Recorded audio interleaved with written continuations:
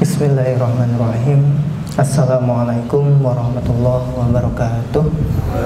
Assalamualaikum warahmatullahi wabarakatuh.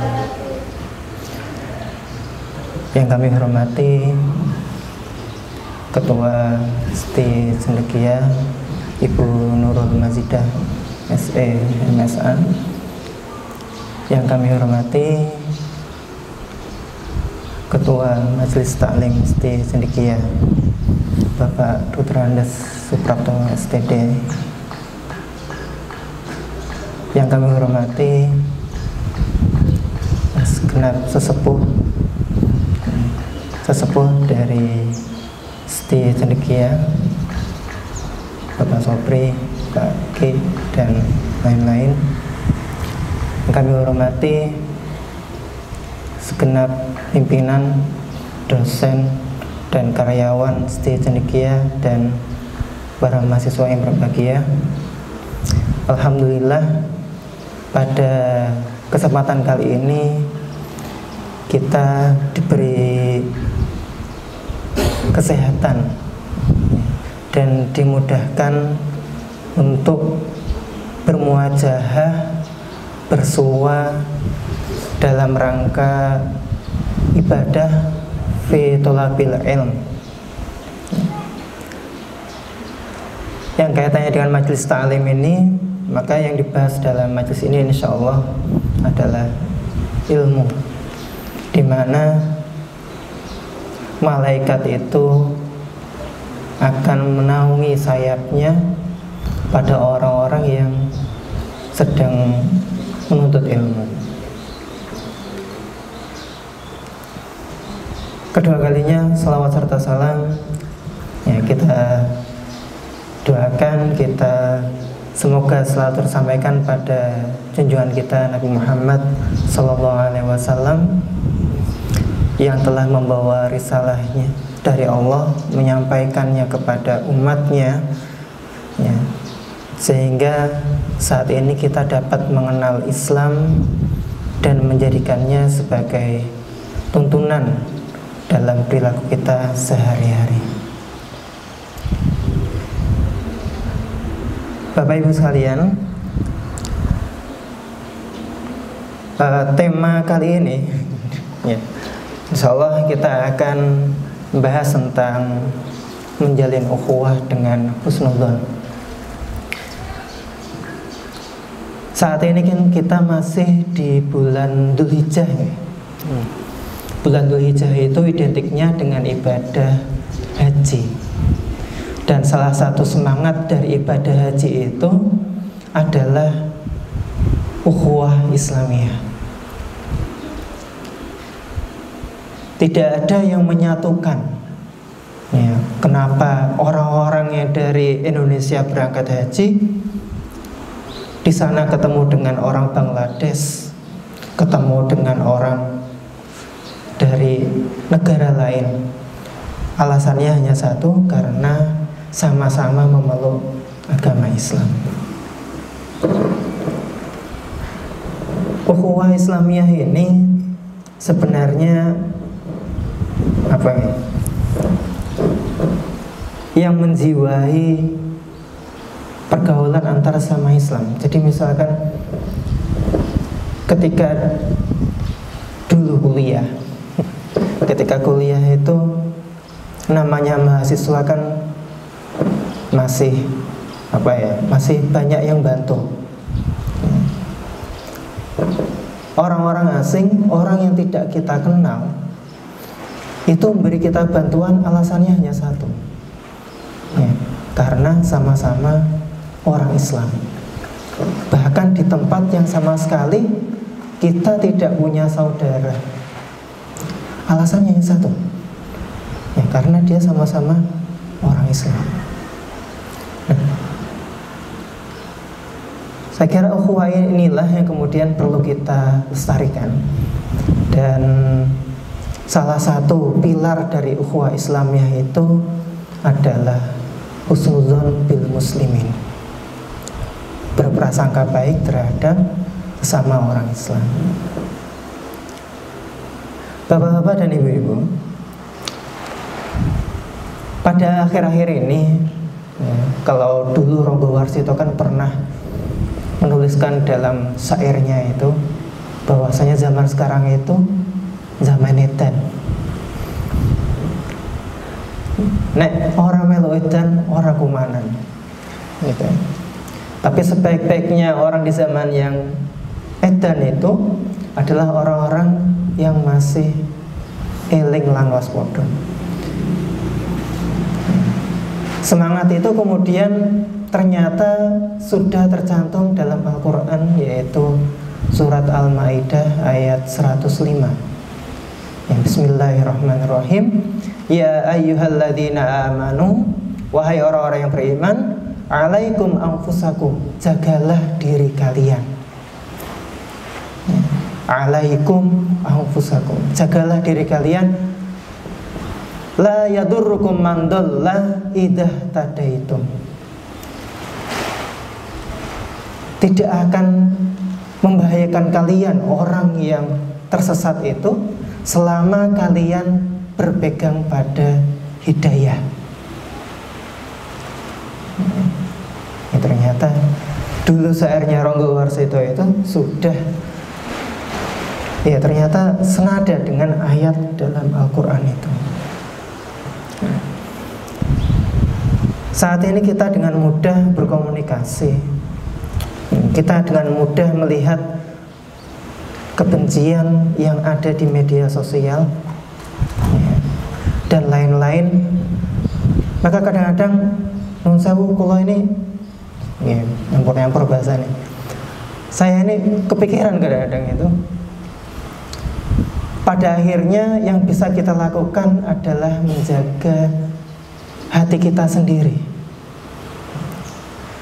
Mau orang kayak gimana, polahnya kaya apa, jangan sampai itu menjadi penyakit hati kita sendiri. Kita tidak bisa kontrol orang lain, polahnya kaya piye. Akan tetapi yang bisa kita lakukan adalah menjaga supaya hal itu tidak menjadi penyakit dalam hati kita sendiri. Nah, salah satu cara ya, supaya kita ini terhindar dari penyakit hati yang kaitannya dengan orang lain itu adalah sekali lagi husnudzon bil muslimin. Gitu. Nah, hari ini insya Allah saya akan sharing ya, hanya konteksnya berbagi.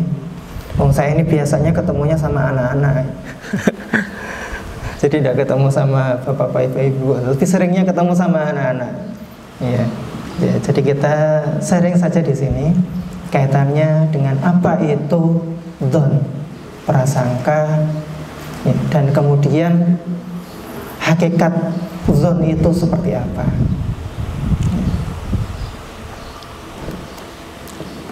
Hakikat dzon. Nah, dalam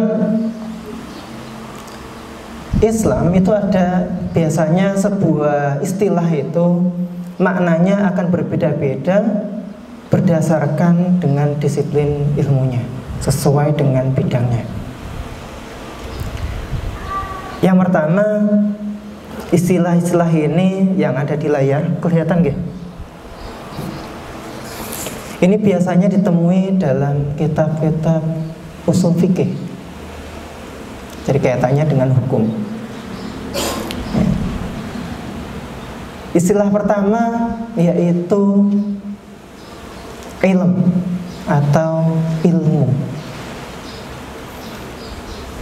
Al-ilmu oleh Al-Ghazali itu didefinisikan sebagai idraku syai'i ala ma huwa bihi, alias mengetahui hakikat sesuatu itu sebagaimana yang sebenarnya. Itu namanya ilmu. Contohnya ya, karpet ini kita sebut biru. Dan pengetahuan kita kalau warna karpet ini biru itu sesuai dengan kenyataan, itu namanya ilmu.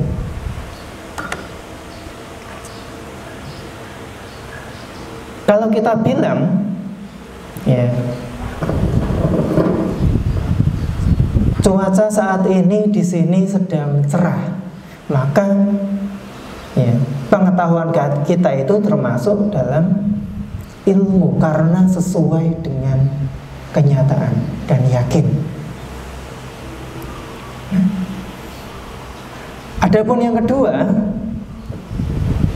ya, lawan dari ilmu adalah jahil. Jahil itu yang ini, yang paling kanan. Jahil itu tidak ada definisinya. Definisinya adalah ketiadaan ilmu. Maka orang kalau tidak tahu itu namanya jahil atau bodoh. Bodoh juga ada dua ternyata. Yang pertama jahil yang ini, yang pertama yang atas itu adalah bodoh yang simple karena dia tidak tahu. Obatnya gampang, obatnya belajar, obatnya diberitahu. Sembuh dia, sembuh dari kebodohannya. Itu kalau jahil. Yang agak sulit itu jahil yang kedua, yang di bawahnya jahil murakkab, alias jahilnya numpuk-numpuk. Kalau dulu guru-guru itu, ustaz-ustaz saya dulu tuh bilang jahil murakkab itu bodohnya bodoh kuadrat. Karena murakkab artinya kuadrat. Jadi jahil murakkab itu bodohnya bodoh kuadrat. Ternyata penjelasannya kenapa? Karena numpuk. Ada dua jahilnya di situ. Yang pertama jahil karena dia tidak tahu. Yang kedua karena dia meyakini sebuah kesalahan itu sebagai kebenaran. Nah, contohnya orang bilang karpet iki warnanya abang, dan dia meyakini itu. Yang pertama dia tidak tahu kalau dia tidak tahu. Yang kedua dia meyakini sesuatu yang salah sebagai sebuah kebenaran. Ini yang sulit. Ya, di kandangnya mesti berengket. Ya, soalnya dia meyakini sesuatu yang salah sebagai kebenaran. Kalau orang misalkan, kalau sekarang kan ada orang yang meyakini bumi itu datar misalkan.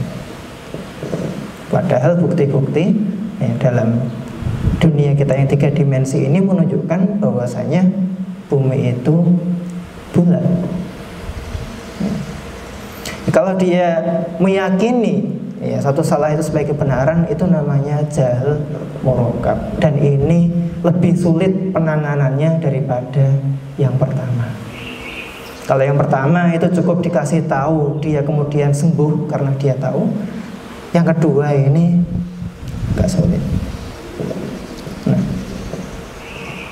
adapun 3 yang di tengah ini itu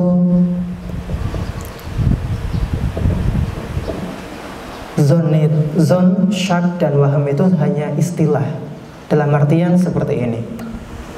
Misalkan ada 2 perkara. 2 perkara itu ya, 2 perkara, timbangan, anggap aja ada timbangan. Apabila kita tidak bisa menentukan mana antara 2 perkara ini yang benar ya, tidak ada bukti yang menguatkan salah satunya antara yang lain, itu namanya syak. Yang di tengah 50-50 ya. Kalau kita dapat bukti kemudian kita meyakini salah satunya lebih benar ya, daripada yang lain, maka yang lebih benar itu namanya dzon. Yang lemah namanya waham. Contohnya misalkan ketika tes pack itu ya, tes pack itu ketika tes kehamilan itu kan ada tes urin itu kan. Ya. Ketika keluar garisnya 2 misalkan, kita punya dugaan kuat bahwasanya telah terjadi kehamilan, tapi baru sebatas dugaan, tapi kuat, sudah ada buktinya. Itu namanya dzon.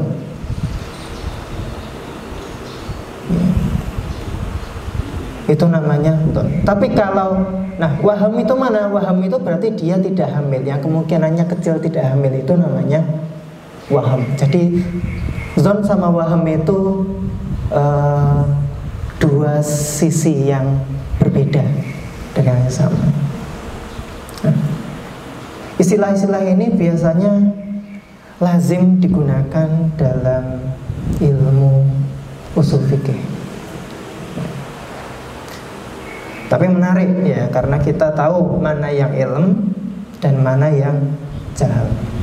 Dalam Al-Quran bagaimana? Dalam Al-Quran kata dzon digunakan dalam berbagai makna. Mulai dari dzon di sini syak sampai waham pun diistilahkan sebagai dzon dalam Al-Quran. Jadi makna dzon dalam Al-Quran itu lebih luas lagi.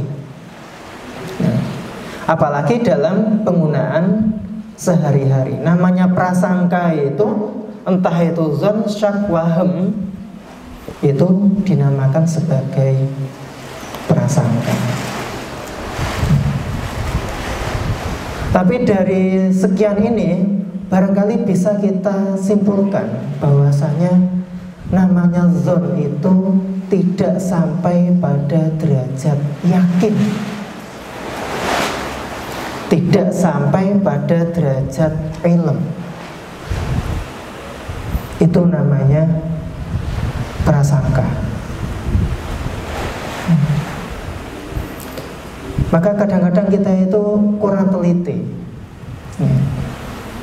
Anggapan-anggapan kita, dugaan-dugaan kita itu kita anggap sebagai sesuatu yang benar, padahal belum tentu benar. Anggapan kita terhadap seseorang, ya, kita lihat orang itu kok gini, oh mesti dia seperti ini. Kadang-kadang kita menganggap hal itu sebagai sebuah kebenaran, padahal belum tentu. Maka namanya dzon itu, ya, kesimpulannya walaupun tadi teknis ya, tapi kesimpulannya yang bisa kita ambil, namanya dzon itu tidak sampai pada derajat ilmu. Husnuzon bagaimana? Husnuzon juga seperti itu, tidak sampai pada derajat ilmu. Suuzon bagaimana? Suuzon pun juga demikian.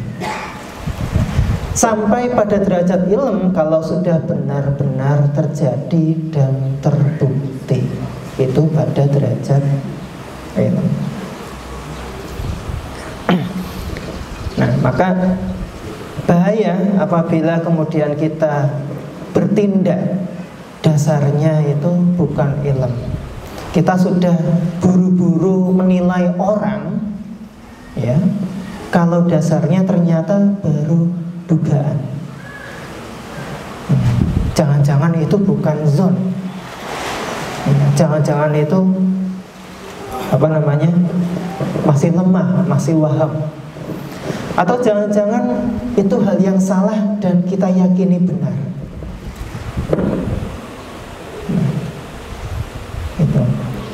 Maka perlu kita kemudian, terutama anggapan-anggapan kita terhadap sesama orang muslim, ya, karena konteks kita adalah ukhuwah, maka perlu kita kemudian periksa lagi dugaan-dugaan kita. Jangan-jangan itu bukan dzon lagi, tapi jangan-jangan itu Jahal murakkab. Nah, inilah kemudian ya,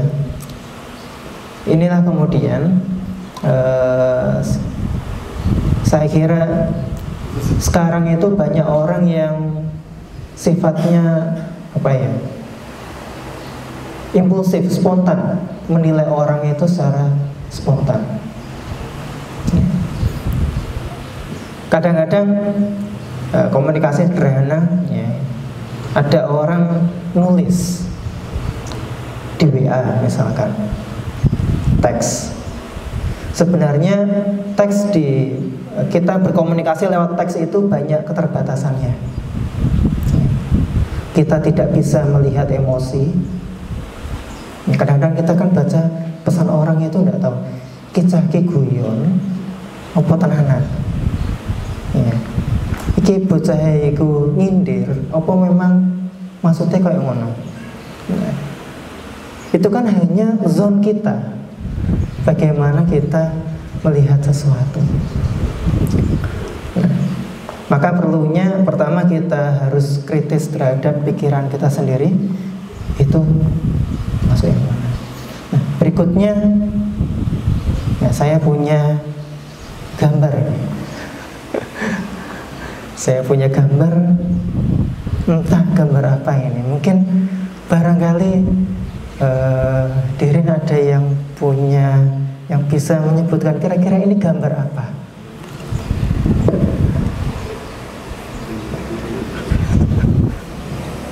Gambar apa itu? Apa mas? Kelelawar, ada yang bilang gambarnya kelelawar, ya. Yeah. Ya, ada yang punya contoh lain barangkali.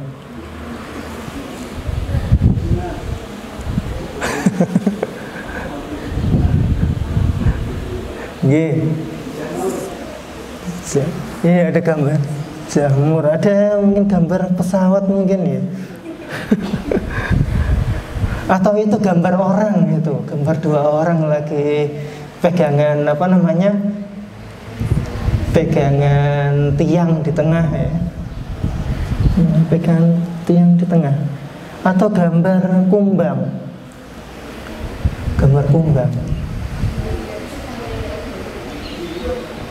gambar kumbang, terus ada gambar pohon-pohon di sampingnya misalkan.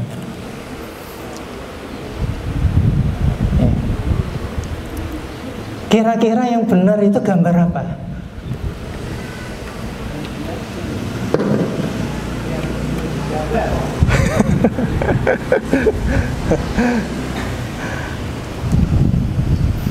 Ini sebenarnya tidak ada jawaban yang benar.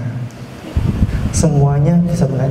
Tapi yang jelas ini itu tinta ditaruh di kertas, kemudian dilipat jadi dua, kering dibuka, kan jadinya seperti ini.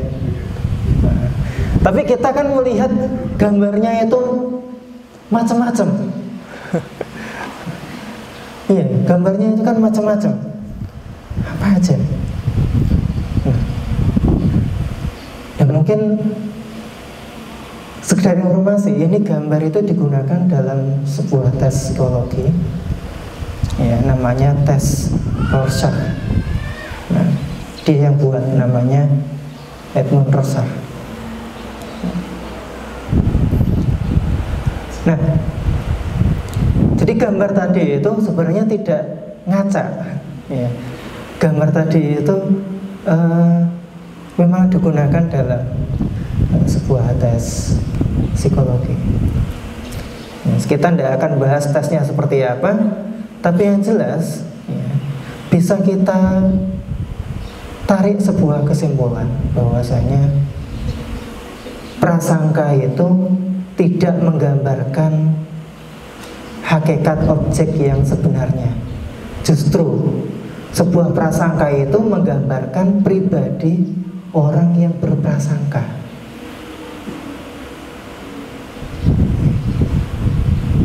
Beda orang, beda kepribadiannya, penilaiannya akan berbeda. Tapi itu tidak menggambarkan objeknya. Objeknya ya seperti itu. Tapi tafsiran kita, prasangka kita itu lebih menunjukkan diri kita itu seperti apa. Ya barangkali ini ya yang perlu ya kita cermati. Namanya prasangka seorang terhadap sesuatu lebih menunjukkan sifat orang itu sendiri daripada hakikat objek yang diprasangkakan. Nah, ini kaitannya dengan husnuzon dan suudzon. Maka dalam kitab Ta'lim Muta'alim itu ya, ada satu larangan bagi orang yang menuntut ilmu itu. Larangannya adalah larangan untuk suudzon terhadap orang lain, terutama sesama orang Islam. Kenapa? Karena hakikatnya suudzon itu tumbuh dari hati yang buruk pula. Ya. Orang kalau hatinya baik, insya Allah lihat orang itu dia pasti akan husnuzon. Ya. Karena kita lihat tadi, ya, lihat fenomena, kemudian ditafsirkan kenapa dia kok berperilaku seperti ini. Kalau dia prasangkanya baik, maka itu menunjukkan bahwasanya hatinya itu baik. Kita lihatlah anak kecil, ya. Kita lihat anak kecil. Anak kecil kita megang tangan, kita megang tangan, kemudian kita panggil, seakan-akan kita mau ngasih. Datang enggak anak kecil itu? Datang. Walaupun ketika kita buka tangan kita, ternyata kita enggak ngasih apa-apa. Kenapa? Karena asalnya anak kecil itu dia tidak pernah berprasangka kalau dia akan dibohongi. Hatinya masih polos. Karena prasangka anak kecil itu, prasangkanya baik. Oh, ada orang mau ngasih. Maka benar dikatakan kalau orang husnuzon itu berarti qalbnya itu masih sehat dan masih baik. Oh, ternyata dibijui piye, Pak. Kalau ternyata zonnya salah, ya, kalaupun ternyata zonnya salah, paling tidak ya masih bersyukur bahwasanya hatinya itu masih sehat. Itu ya hal yang perlu disyukuri juga, ya, bahwasanya hatinya itu masih baik dan sehat. Dan jangan kapok jadi orang baik, maksudnya. Jangan kapok jadi orang baik. Demikian pula sebaliknya, ya. Suudzon itu bersumber dari su'us sariroh, buruknya hati. Sariroh itu sesuatu yang tersembunyi. Dalam bahasa Arab ada namanya qalb hati. Sariroh itu lebih dalam dari qalb. Di luar tampaknya baik-baik saja, tapi sarirohnya ternyata buruk. Itu bisa diukur salah satunya yaitu dengan kita waspada tadi, suudzon tadi. Dan hal ini bukan untuk kita menilai orang lain. Oh, aku suudzon berarti hatimu Allah. Gak kayak gitu. Akan tetapi kita gunakan sebagai alat untuk introspeksi diri. Kadang-kadang namanya orang yang sakit, hatinya sakit itu kadang gak merasa kalau dia itu hatinya sakit. Ya. Makanya kalau disuruh minum obat sulit. Ya.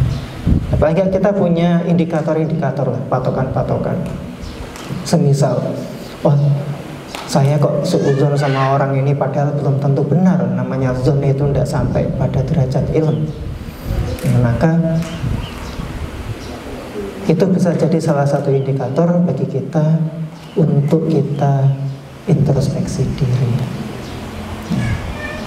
Ini kaitannya dengan sunnah.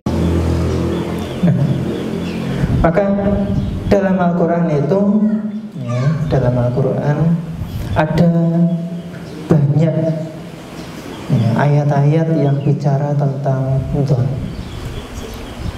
Tapi sekali lagi, kebanyakan ayat itu dzon itu dalam posisi yang buruk, ya, dalam celaan. Seperti dalam hadis ini, Bismillahirrahmanirrahim, iyyakum wadzanna, jauhilah prasangka buruk. Padahal ini dzon, ya, tidak disebutkan suudzon atau husnuzon. Tapi diartikan jauhilah prasangka buruk. Fa inna dzanna akdzabul hadis, karena prasangka buruk itu adalah ucapan yang paling dusta, ya, karena tidak sampai pada derajat yakin tadi. Wala tahassasu, janganlah saling mendiamkan. Wala tajassasu, janganlah suka saling memata-matai, cari-cari isu. Wala tahasadu, janganlah saling mendengki. Wala tadabaru, janganlah saling membelakangi. Wala tabaghadu, jangan saling membenci. Wa kunu ibadallahi ikhwana, dan jadilah kalian hamba-hamba Allah yang bersaudara. Nah, kaitannya dengan dzon ujung-ujungnya adalah ukhuwah. Di sini juga dalam surat Al-Hujurat juga disampaikan, Bismillahirrahmanirrahim, ya ayyuhalladzina amanu ijtanibu katsiran minadh dzon. Wahai orang-orang yang beriman, jauhilah banyak dari prasangka. Inna ba'dadh dzanni ismun, sesungguhnya sebagian prasangka itu dosa. Ya, dosa karena belum tentu benar tadi. Ya. Ditambahkan di sini, wala tajassasu wala yaktab ba'dukum ba'dan, dan janganlah kalian itu menggunjing satu sama lain, ya, janganlah kalian itu menggunjing satu sama lain. Sudah tadi dzon ditambah menggunjing, baru dzon wis diomong-omongno wong liya. Nah, ini tentu efeknya akan berantai. Ya, apalagi yang disampaikan hanya tafsiran kita sendiri yang belum tentu benar. Ya, maka menarik ini, setelah dzon kemudian diteruskan dengan ghibah. Wala yaktab ba'dukum ba'dan. Ayuhibbu ahadukum ayyakula lahma akhihi, apakah seorang di antara kamu suka makan daging saudaranya yang sudah mati? Ya. Di sini redaksinya itu akhi alias saudara. Maka husnuzon dan lain-lain itu sebenarnya dilandasi oleh sebuah semangat, yaitu semangat ukhuwah. Ukhuwah kita masih nganggap, ya, orang lain itu sebagai saudara kita sendiri. Namanya orang Islam itu, ya, asyidda wal kufari ruhama'u bainahum, sesama orang Islam itu saling menyayangi, ruhama'u bainahum. Tidak rela kalau sesuatu yang jelek itu dibicara-bicarakan. Tidak rela kalau aib saudaranya disebarkan. Maka dalam Islam itu memang gitu. Kalau ada aib saudaranya lebih baik disimpan, jangan disebarkan. Menarik. Bahkan kalau kita di fikih itu kan ada namanya hudud, hukuman, hudud pengenalan sebagainya, jinayah dan sebagainya. Tapi kita tidak akan bicara itu. Kita bicara bahwasanya sebuah kejadian itu lebih baik Ya, anjurannya dalam fikih itu lebih baik diselesaikan diri sendiri sebelum sampai ke hakim. Ya. Kalau ada orang mencuri, kemudian ketemu pencurinya, diselesaikan dulu sebelum sampai ke hakim. Karena kalau sudah sampai ke hakim, hukumnya wajib ditegakkan. Ya. Itu supaya apa? Supaya tidak ada orang yang dihukum, saling menjaga. Kalau ada ketahuan saudaranya melanggar, maka jangan langsung dilaporkan, dinasehati dulu. Anjurannya seperti itu. Itu yang jarang dibahas sama orang. Anjurannya justru supaya tidak dilaporkan, dinasehati dulu. Kalau ada orang dosa bagaimana? Kalau antara hamba dengan Tuhannya, dengan Allah, maka dia tidak wajib lapor. Lebih baik dia diselesaikan dengan Allah urusannya dengan taubat, bukan dibicarakan dengan orang lain. Kesemuanya itu semangatnya sama, yaitu semangat ukhuwah, saling menjaga sesama orang Islam. Dan sehingga ya, kalau kita dapat amalkan, insya Allah ya, akan terjadi sebuah komunitas. Kalau lebih kecil lebih mudah ya saya kira.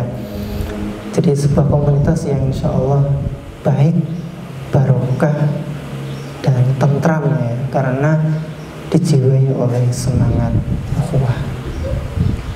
Mungkin materinya hanya sampai di sini. Ya, semoga yang sedikit ini bisa bermanfaat.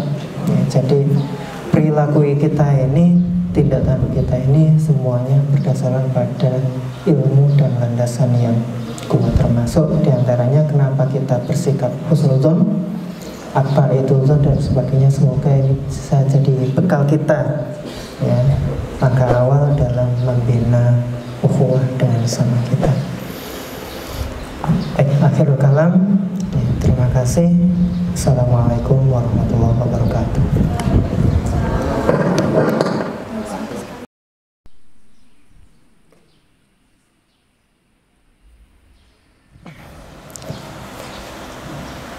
Ya, sebelum kita berdoa, mari kita beristighfar bersama-sama. Astagfirullahaladzim. A'udzubillahi minasyaitonir rajim. Bismillahirrahmanirrahim. Alhamdulillahirabbil alamin. Hamdan syakirin, hamdan na'imin, hamdan yafi na'u kafi mazidah. Ya Rabbana lakal hamdu kama yanbaghi li jalali wajhika karim wa 'azimi sultanik. Allahumma shalli ala sayyidina Muhammad wa ala alihi Muhammad. Allahumma nawwir qulubana bi nuri hidayatika kama nawwartal arda bi nuri syamsika wa qamarika abadan abada. Allahumma arinal haqqa haqqan warzuqna ittiba'ah wa arinal batila batilan warzuqna ijtinabah. Allahumma a'inna ala dzikrika wa syukrika wa husni ibadatik. Allahumma hadina lima Allahumma wafiqna lima tuhibbu wa tarda minal qawli wal amali wan niyati wal huda innaka ala kulli syai'in qadir. Allahumma aghnina bihalalika an haramik wa bi ta'atika an ma'siyatik wa bi fadlika an siwak. Rabbana atina fid dunya hasanah wa fil akhirati hasanah wa qina adzabannar. Wa sallallahu ala sayyidina Muhammadin wa ala alihi wa sahbihi wa baraka wa salam. Subhana rabbika rabbil izzati amma yasifun wa salamun al mursalin walhamdulillahi rabbil alamin.